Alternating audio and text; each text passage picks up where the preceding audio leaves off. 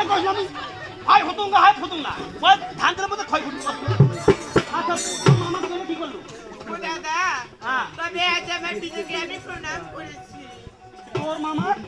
আরে বাপ দেখ আর তোর পিতা প্রণাম করছে ও দাদা এবার মুখ ভক্তি কর ও দাদা ও তবে আজ সামনের দিক দিয়ে নেবে না পিছনের দিক দিয়ে নেবে? এখন তো সামনের দিক দিয়ে একবার একখান খালো যদি মানুষ ভাত খায় একদম পাকে গেলে মন কান্দু তাই নাকি দাদা খাল দিলা যদি ভাত খায় ওকে সারি ভাত পাকে দেয় আবার নতুন করে দিবি। আবার তা অতএব তোর মামা তুই সামনে মুখ করতে কি যাবি কে ও দাদা ও তবে আজ ভক্তি রঞ্জনে রেডি হয়েছে তুই রেডি কত ভক্তি দেবো দে নে ও দাদা তবে আজ খেলো গো দাদা কি করবো আচ্ছা ও দাদা তবে আজ প্রণাম নেওয়া দাদা ওরে বাবু